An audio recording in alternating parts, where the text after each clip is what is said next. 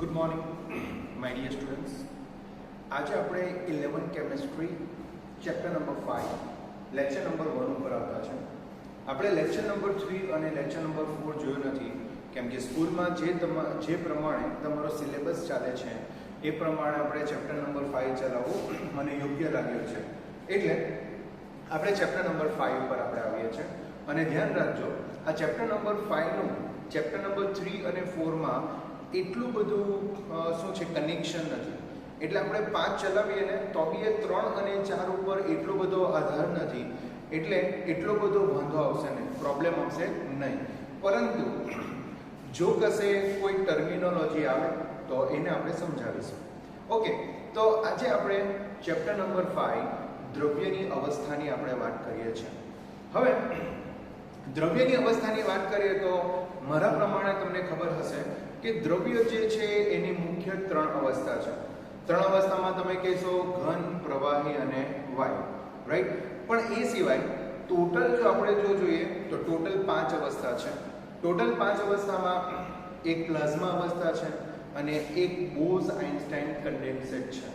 જરા ધ્યાન રાખજો, પ્લાઝ્મા અવસ્થા એ પદાર્થનું અતિ ઊંચું તાપમાને અવસ્થા દર્શાવે છે અને બોઝ-આઇન્સ્ટાઇન કન્ડેન્સેટ જે છે એ સૌથી નીચા એટલે અતિ નીચા તાપમાને પદાર્થની અવસ્થા દર્શાવે છે, જેને આપણે એક અવસ્થા તરીકે એટલે કે દ્રવ્યની અવસ્થા તરીકે આપણે લઈએ છીએ.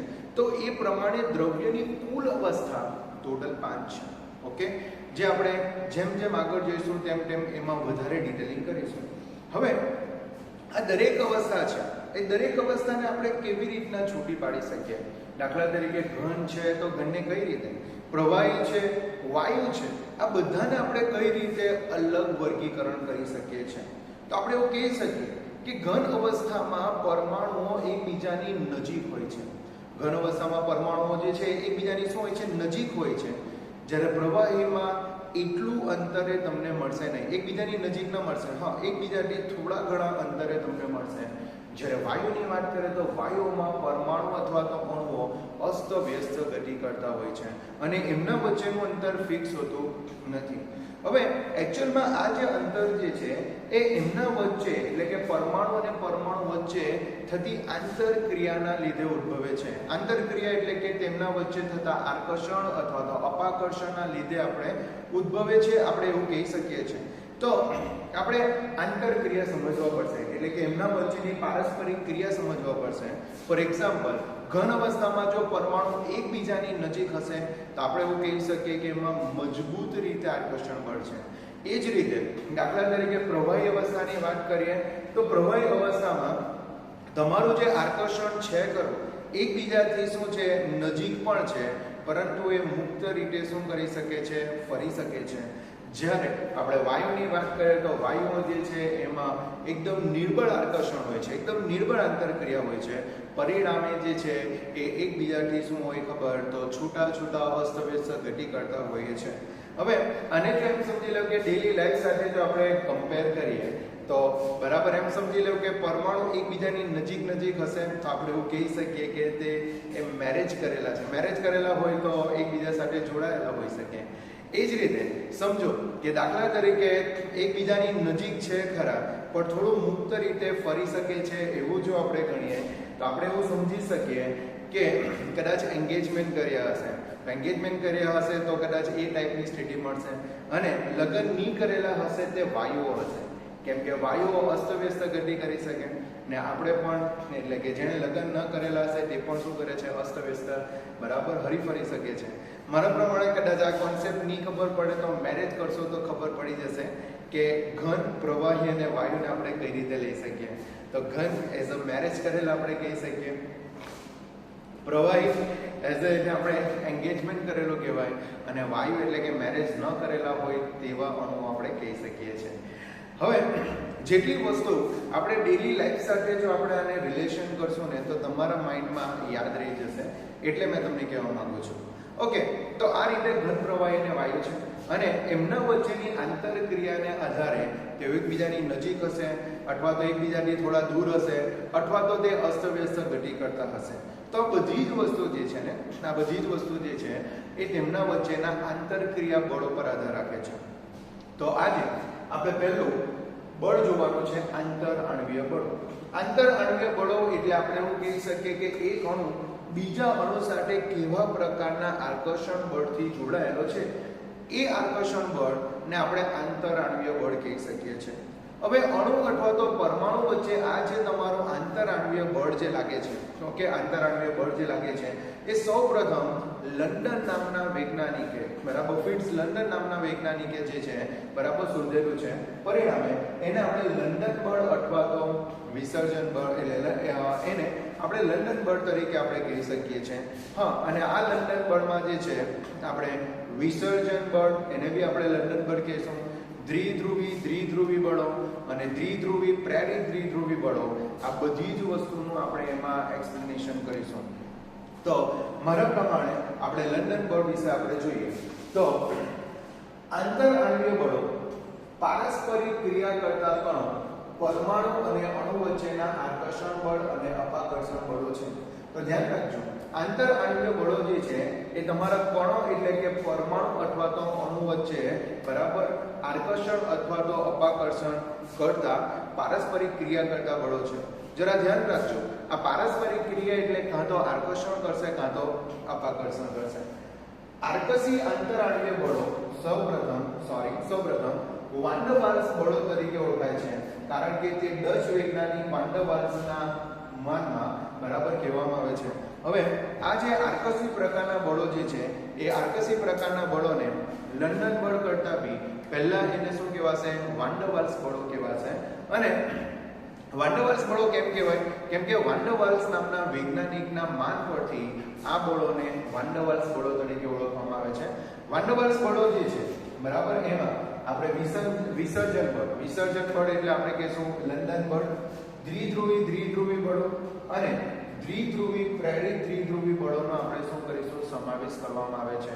તો જરા ધ્યાન રાખજો, આમાં વિસર્જન બળ આપણે શીખવાનું છે, દ્વિધ્રુવી બળ સમજવાનું છે અને ત્રીજું દ્વિધ્રુવી પ્રેરિત દ્વિધ્રુવી બળ આપણે સમજવાનું છે. તો મારા પ્રમાણે તમને કોન્સેપ્ટ ક્લિયર થઈ ગયો હશે કે આંતરઆણ્વીય બળો એટલે શું. તો આંતરઆણ્વીય બળો એટલે કે અણુ અથવા તો પરમાણુ વચ્ચે થતી આંતરક્રિયામાં આપણે એવું કહી શકીએ કે તે આકર્ષી પ્રકારનું બી હોઈ શકે, અપાકર્ષી પ્રકારનું બી હોઈ શકે. આ બળો વાન ડર વાલ્સ નામના વૈજ્ઞાનિકના માન પરથી એને વાન ડર વાલ્સ બળો તરીકે ઓળખવામાં આવે છે. વાન ડર વાલ્સ બળોમાં ત્રણ આપણે જોઈશું બળો, જેમાં પહેલું આપણે જોઈશું વિસર્જન બળ, બીજું આપણે જોઈશું દ્વિધ્રુવી બળ અને ત્રીજું આપણે જોઈશું દ્વિધ્રુવી પ્રેરિત દ્વિધ્રુવી બળ આપણે જોઈશું. હવે પહેલા આપણે આમાં વિસર્જન બળ અથવા તો લંડન બળ વિશે આપણે સમજાવીએ. તો વિસર્જન બળ અથવા તો લંડન બળ સમજવા માટે આપણે એવું કહી શકીએ કે જ્યારે આપણે કોઈ પરમાણુને લઈએ, રાઈટ, જ્યારે કોઈ આપણે પરમાણુને લઈએ તો પરમાણુમાં શું આવે? પરમાણુ કેન્દ્ર આવશે. પરમાણુ કેન્દ્રમાં શું આવશે? ધન વિદ્વાર આવશે. અને એની આજુબાજુ ઇલેક્ટ્રોન આવશે. એની આજુબાજુ શું આવશે? ઇલેક્ટ્રોન આવશે. એનો મતલબ પરમાણુ કેન્દ્રની આજુબાજુ ઇલેક્ટ્રોનનું શું હોય છે? વાદળ હોય છે. અને એ વાદળ સમમિતીય હોય છે. સમમિતીય હોય છે એટલે કે બધી બાજુ એની માત્રા સમાન હોય છે. બધી બાજુ એની માત્રા સમાન હોવાથી આપણે એને એવું કહી શકીએ કે એ સમમિતીય હોય છે.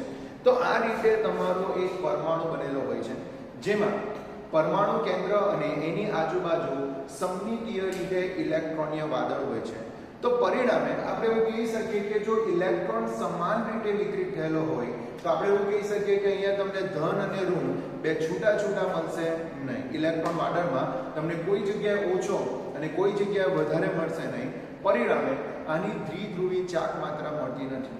દ્વિધ્રુવી ચાક માત્રા એટલે કે ધન અને ઋણ ઇલેક્ટ્રોનનું વાદળ જે બરાબર મળશે નહીં, કેમ કે ઇલેક્ટ્રોન સમાન રીતે વિતરિત થયેલો છે. હવે આવા બે પરમાણુ તમને મેં અહીંયા દર્શાવેલા છે. એવા બે પરમાણુ તમને દર્શાવેલા છે. આ જે છે એ પરમાણુ A છે અને આ જે છે પરમાણુ B છે. હવે પરમાણુ A પણ સમમિતીય છે અને પરમાણુ B પણ શું છે? સમમિતીય છે. હવે બંનેમાં તમે જોઈ શકો કે ઇલેક્ટ્રોનનું વાદળ સમાન રીતે વિતરિત થયેલું હોવાથી આમાં તમને દ્વિધ્રુવી ચાર્જ માત્રા મળશે નહીં.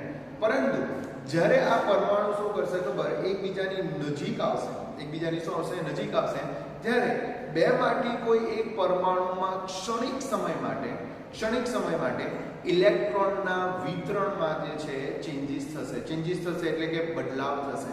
હવે બદલાવ થશે તો કેવું થશે, તો બેમાંથી કોઈ એક પરમાણુ જે છે એમાં ક્ષણિક સમય માટે ઇલેક્ટ્રોનનું જે વિતરણ જે છે એ વિતરણ બદલાઈ જશે અને કોઈ એક જગ્યાએ ઇલેક્ટ્રોનની માત્રા વધારે મળશે અને બીજી બાજુ ઇલેક્ટ્રોનની માત્રા શું મળશે, ઓછી મળશે. સપોઝ એમ સમજી લો કે આ આપણો એ પરમાણુ છે, બરાબર, એ પરમાણુ છે.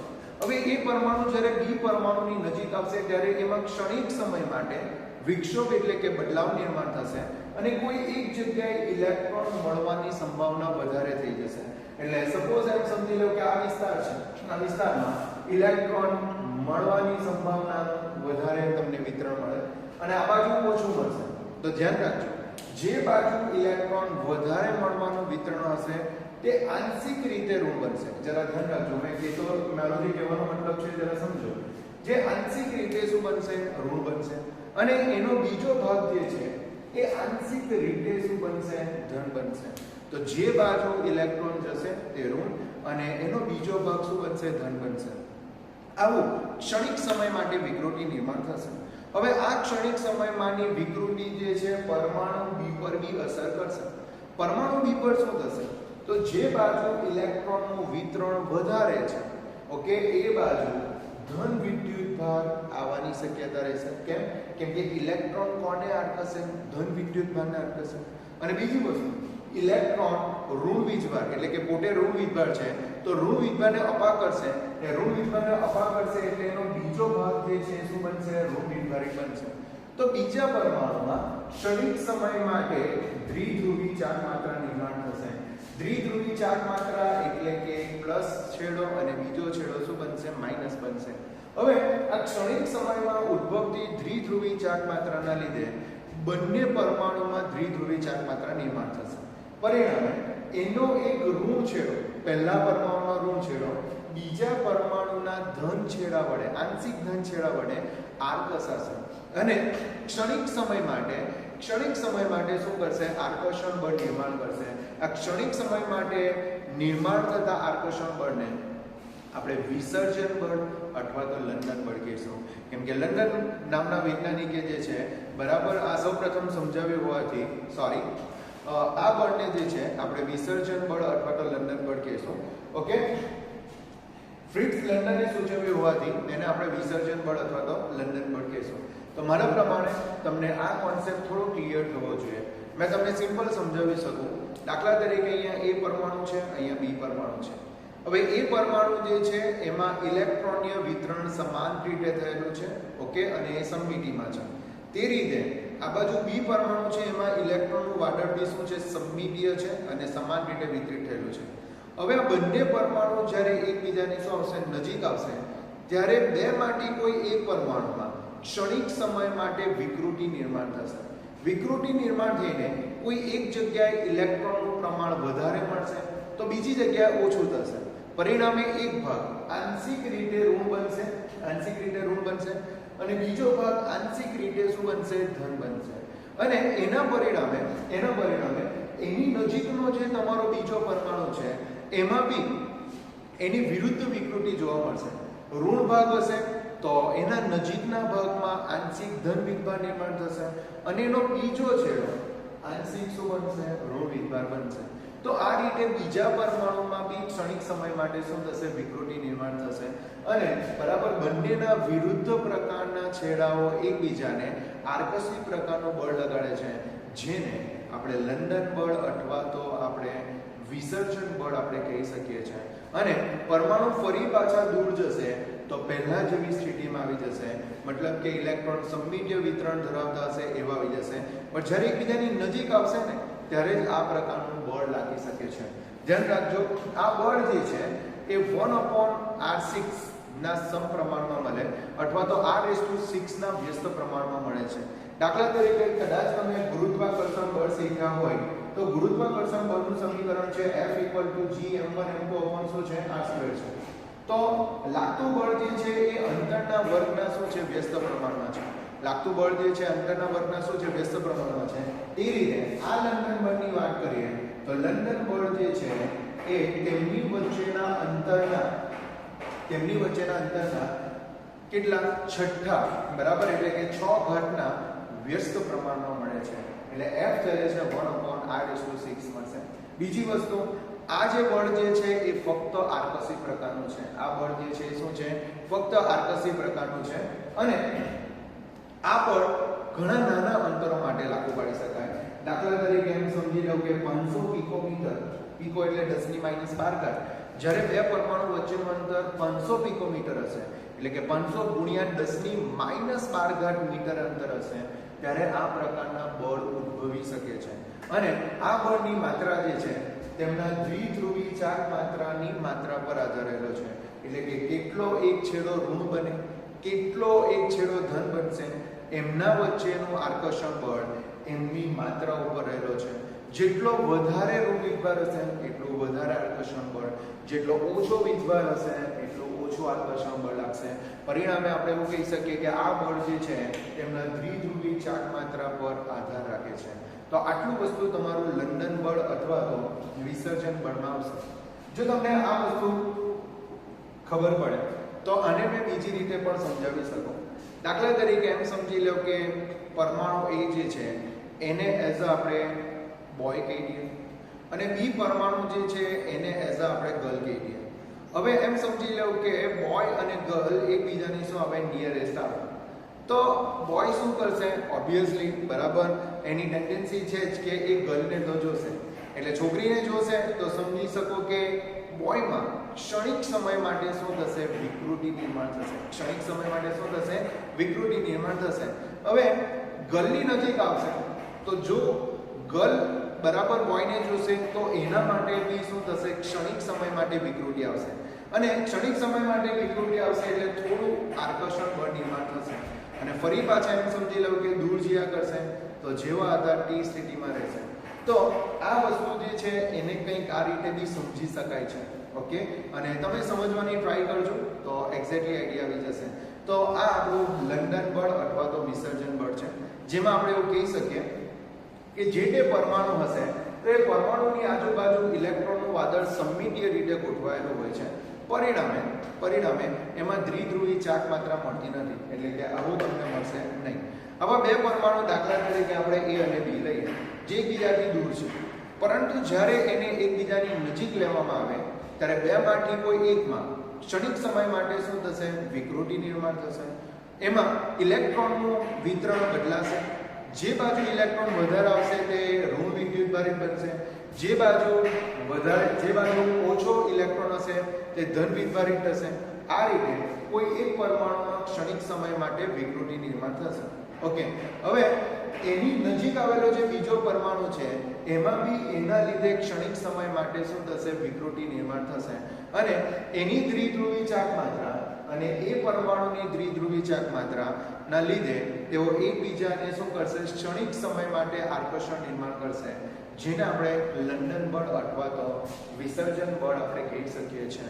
અને આ બળ જે છે જરા ધ્યાન રાખજો અંતરના કેટલા ઘાતના તો આના 6 ઘાતના વ્યસ્ત પ્રમાણમાં લાગે છે. બીજું વસ્તુ આ બળ જે છે એ ફક્ત આકર્ષી પ્રકારનું છે અને તે ખૂબ જ નાના અંતર નિયરેસ્ટ ટુ 500 પિકોમીટરના વિસ્તારમાં નિર્માણ થઈ શકે છે. ઓકે અને આ બળની માત્રા તેમના દ્વિધ્રુવી ચાક માત્રાની માત્રા ઉપર રહેલો છે એટલે કે આધાર રહેલો છે. તો આટલી વસ્તુ તમારે લંડન બળમાં ધ્યાન રાખવાની રહેશે. એક્ઝામમાં પૂછાશે તો આ 2 માર્ક્સ માટે પૂછાશે. તો જોઈએ પરમાણુ અને અધ્રુવીય અણુ. અધ્રુવીય અણુ એટલે કે જેના પર વીજભાર હોતો નથી તેવા બરાબર. અધ્રુવીય અણુ વિદ્યુતીય રીતે સમમિતીય હોય છે એટલે વીજભારની દ્રષ્ટિએ બધી બાજુ સમાન હોય છે અને તેમને દ્વિધ્રુવી ચાક માત્રા હોતી નથી. એટલે આવા પરમાણુને દ્વિધ્રુવી ચાક માત્રા મળતી નથી કારણ કે તેમના ઇલેક્ટ્રોનના વાદળો સમાન રીતે વહેંચાયેલા હોય છે બરાબર. સમમિતીય રીતે વહેંચાયેલા હોય છે. ઇલેક્ટ્રોનના વાદળો સમાન રીતે વહેંચાયેલા હોય છે બરાબર. હવે અને તેમને દ્વિધ્રુવી ચાર્જ હા ઓકે. ધારો કે આપણી પાસે બે પરમાણુ A અને B એકબીજાની નજીક રહેલા છે. હવે દાખલા તરીકે આપણે એવા બે પરમાણુ A અને B એકબીજાની આપણે શું લાવીએ નજીક લાવીએ છીએ.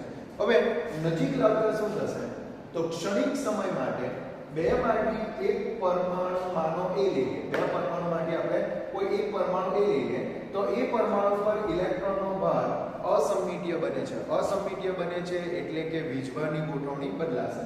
એટલે કે ઇલેક્ટ્રોન ભારવાળો એક બાજુ પર બીજી બાજુ કરતાં વધારે થાય છે. એટલે ઇલેક્ટ્રોનનો ભાર જે છે એક બાજુ પર બીજી બાજુ કરતાં શું બનશે વધારે. એટલે જે બાજુ વધારે ઋણ વિભાર બનશે એને ઋણ કહેવાશે. જે બાજુ ઓછો ઋણ વિભાર હશે તે શું બનશે ધન બનશે. આના પરિણામે થોડા સમય માટે પરમાણુ Aમાં ધ્રુવીયતા વિકસે છે. તો આ રીતે જે નિર્માણ થશે એને ધ્રુવીય પરમાણુ કહી શકાય. તો ધ્રુવીય પરમાણુ વિકસે છે. અને આ ત્વરિત અથવા તો ક્ષણિક ધ્રુવીયતા બીજા પરમાણુ B ની નજીક છે. હવે આ ધ્રુવીયતા જે છે બરાબર આ જે ધ્રુવીયતા છે એ B પરમાણુની શું છે નજીક છે. હવે B પરમાણુની નજીક છે એટલે B પરમાણુની પણ વિદ્યુત ઘનતાને વિકૃત કરશે.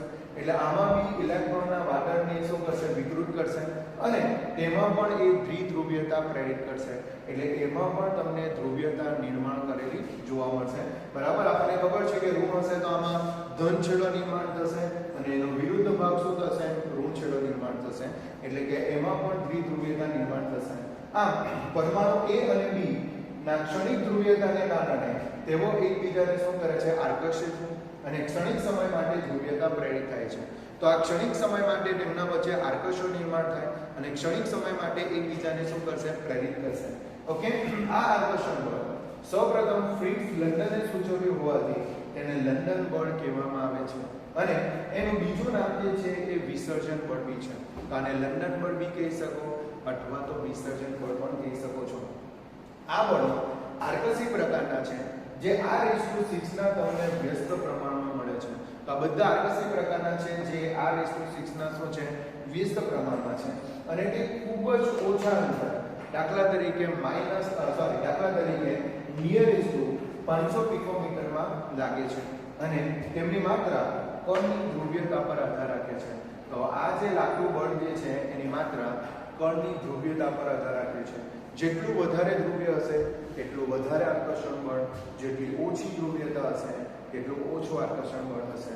તો આ રીતે આપણે લેક્ચર નંબર 1 જે છે એમાં આપણે લંડન બળ લંડન બળ અથવા તો વિસર્જન બળની વાત કરી અને એ એક્ઝામમાં જે છે 2 માર્ક્સ માટે પૂછાઈ શકશે. Okay, I hope you can understand this video. If any doubt come, please inform me. I will try to explain you. Thank you very much. Bye.